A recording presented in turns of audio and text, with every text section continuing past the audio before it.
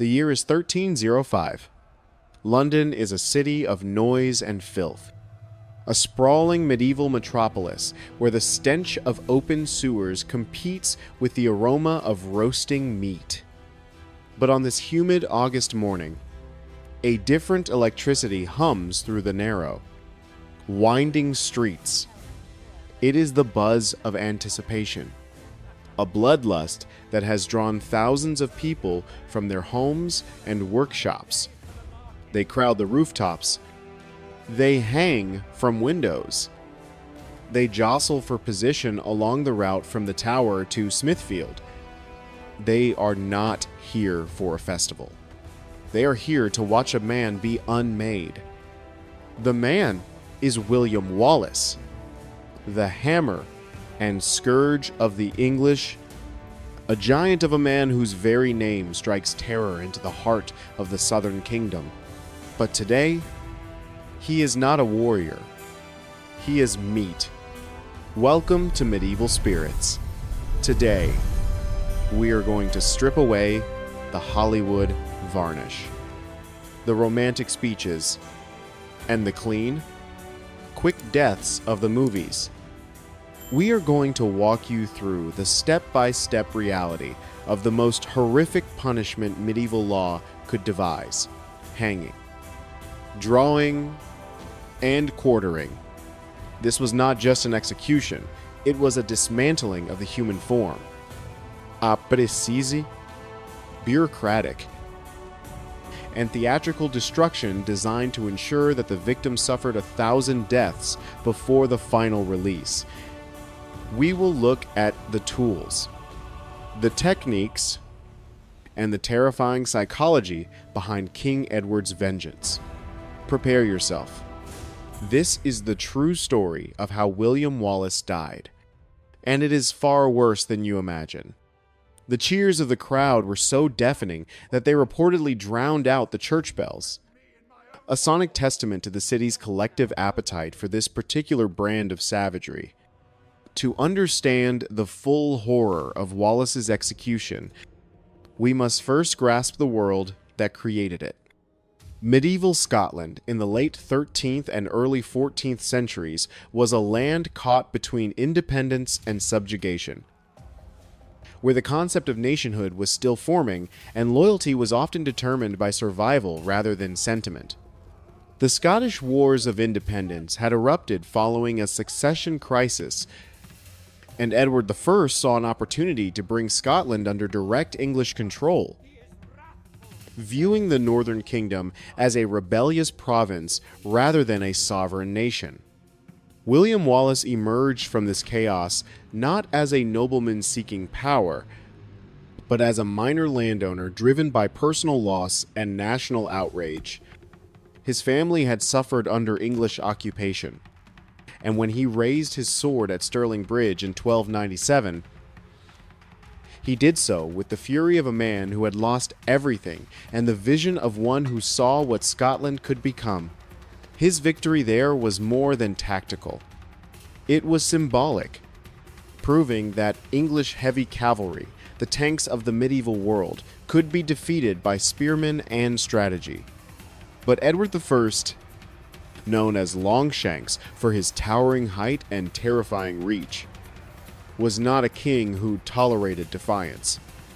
Known for his ruthless suppression of Welsh resistance and his expulsion of Jews from England, Longshanks understood that rebellion was like fire. It could spread if not thoroughly extinguished.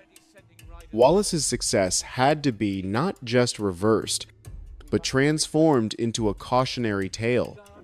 The English king needed to demonstrate that challenging his authority would result in consequences so severe that they would deter future generations from even contemplating resistance. The political context of 1305 was crucial to understanding Wallace's fate.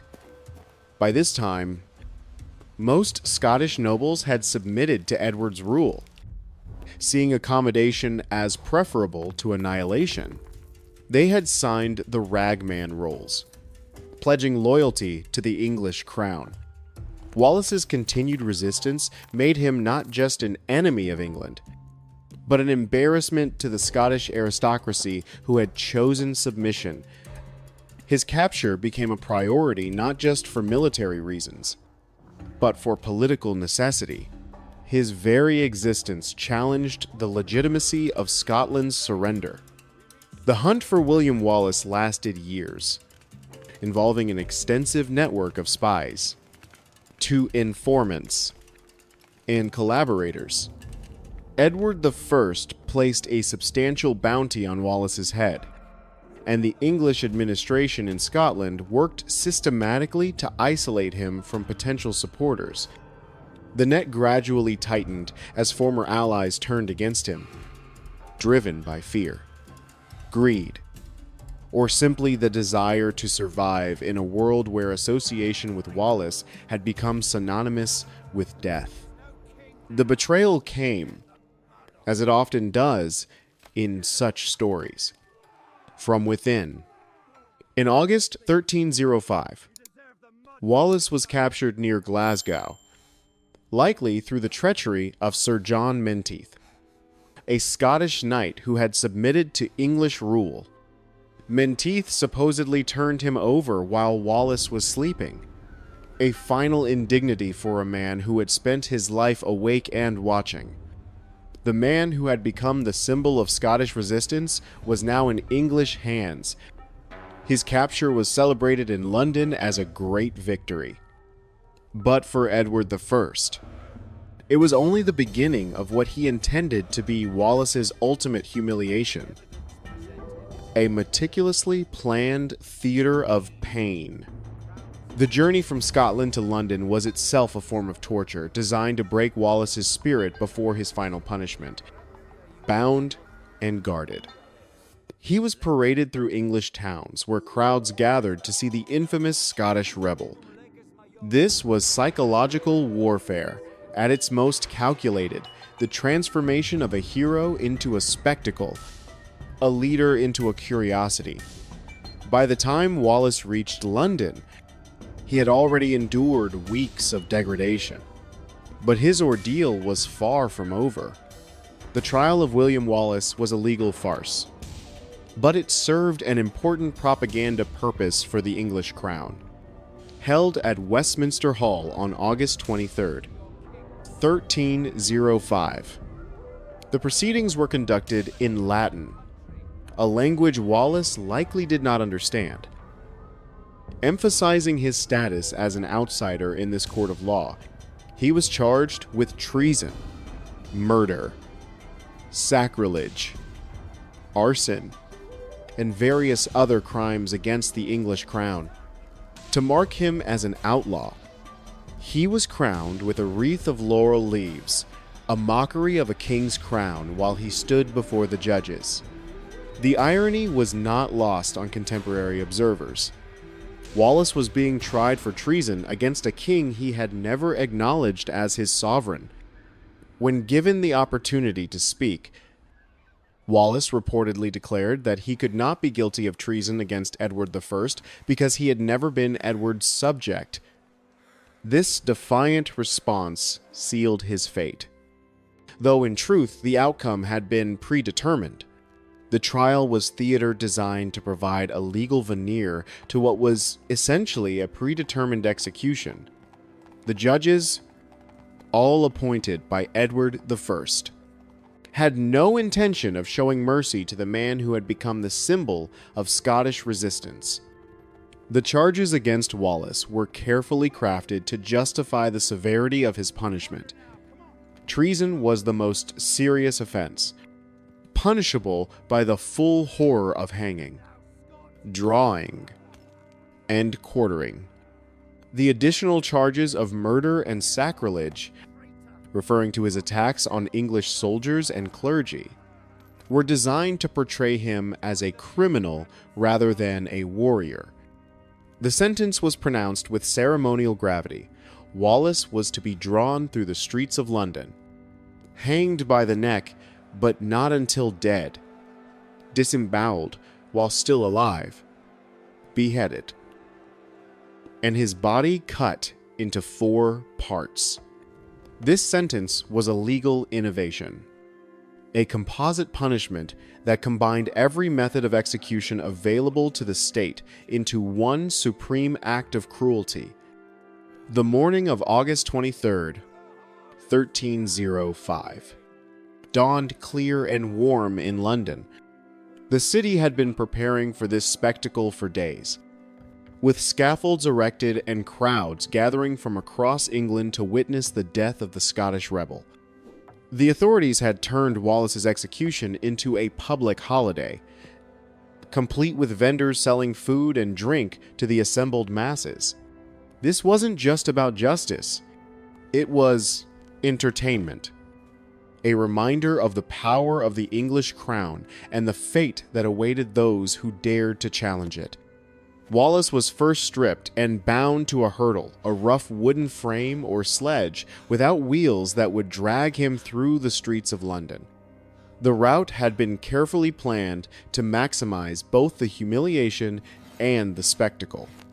From the Tower of London to Westminster, and then 4 miles to Smithfield, the procession moved through the city's busiest districts. The horses dragging him were not walking, they were trotting. The hurdle bounced violently over the uneven cobblestones, bruising his body and tearing the skin from his back before he even reached the scaffold. The crowds that lined the streets were a mixture of curiosity seekers, English patriots, and those who simply enjoyed witnessing the suffering of others. They jeered, spat, and threw rotting vegetables and excrement at the bound man.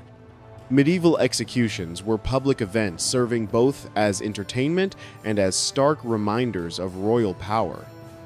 The spectators jeered and threw refuse at Wallace as he passed, their behavior encouraged by the authorities, who wanted to ensure that his final moments were as humiliating as possible. This was state-sponsored cruelty on a massive scale. The procession moved slowly, allowing maximum time for the crowds to gather and for Wallace's suffering to be prolonged. Contemporary accounts describe him as conscious throughout this ordeal, his eyes fixed on some distant point, as if seeing beyond the immediate horror of his situation. The friction of the stones against his flesh acted as a slow flaying, leaving a glistening red trail that marked the path of his final pilgrimage to the scaffold. At Smithfield, London's traditional execution ground a place already soaked in centuries of blood from cattle and criminals alike. A scaffold had been erected specifically for Wallace's death. It was built high, so that even those at the back of the massive crowd could see the intricate details of the butchery. The crowd here was even larger and more boisterous than along the route, with vendors selling pies and ale to spectators who had claimed the best viewing positions hours earlier. The carnival atmosphere was deliberate. The English authorities wanted Wallace's death to be remembered not as a martyrdom, but as a celebration of English justice and power. The executioner, a professional who had likely performed dozens of such killings, began his work with practiced efficiency. Wallace was first hanged by the neck, but this was not the long drop, hanging designed to snap the neck instantly. This was the short drop, intended only to strangle. The rope tightened, cutting off his air but not his life.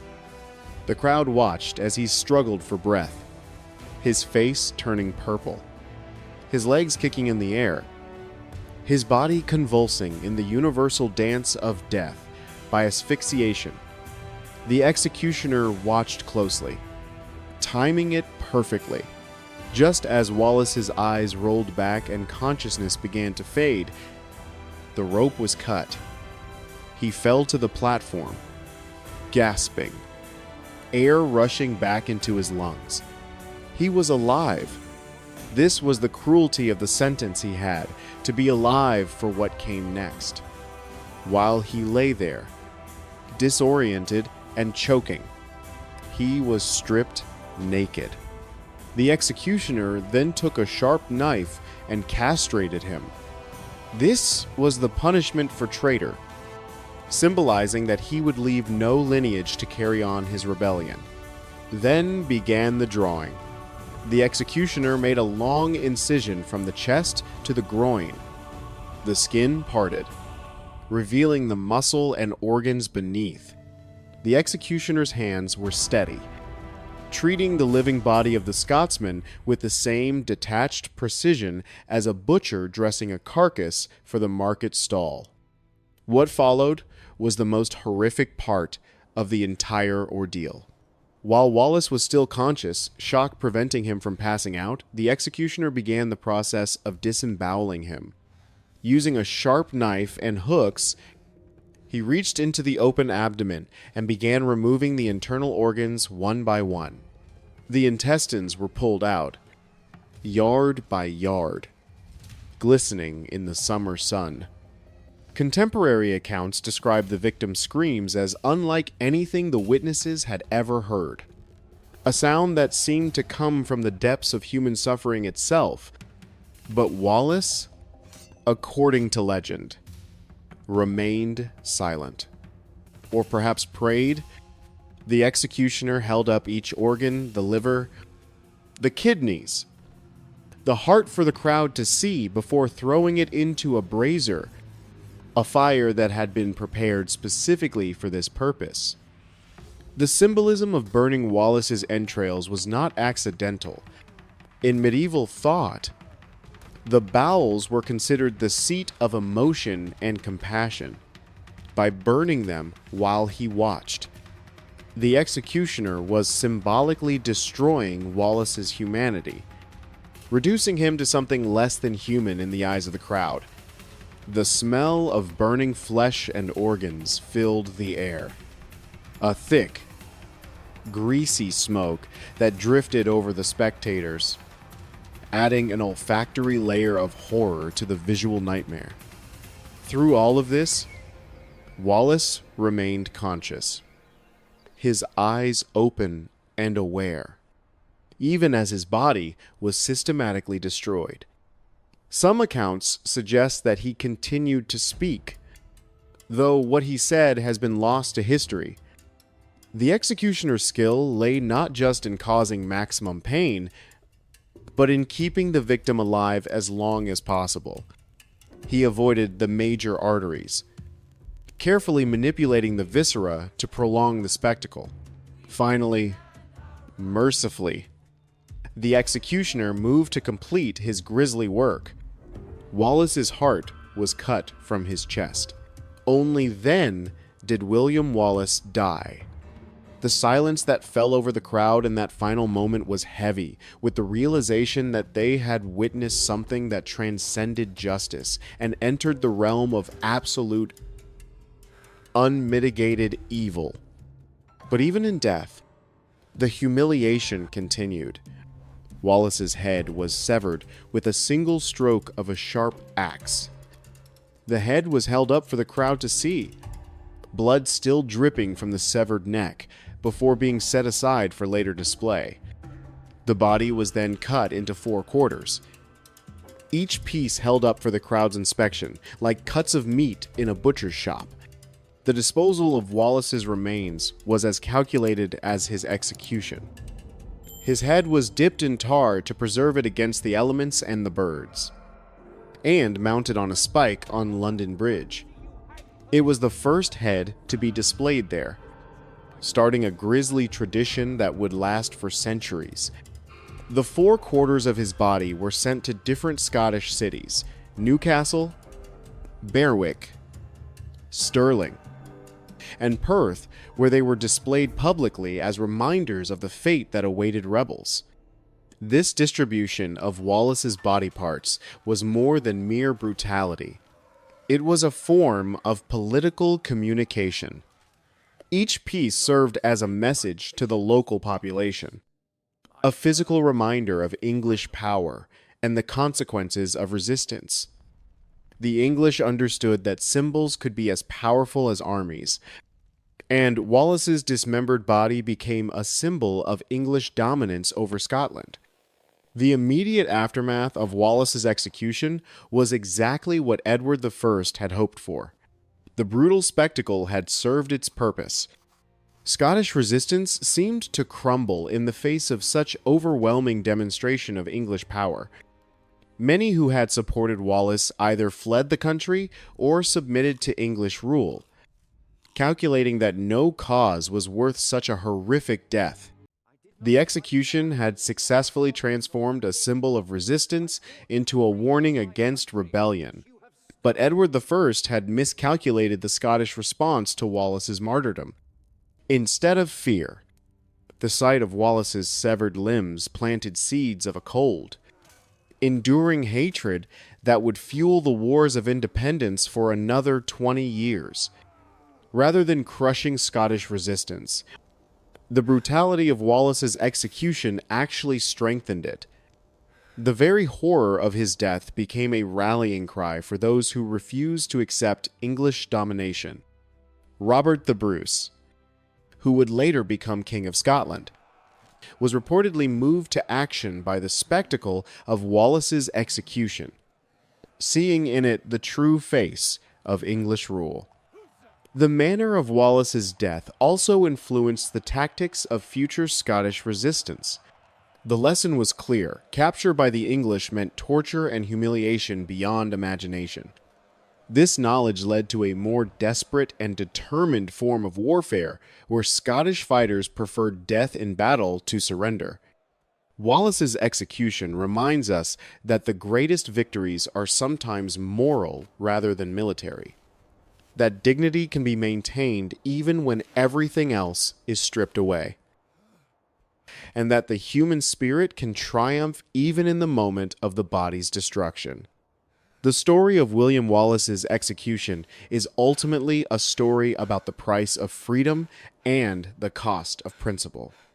In our comfortable modern world, it is easy to forget that the liberties we take for granted were purchased with the blood and suffering of those who came before us.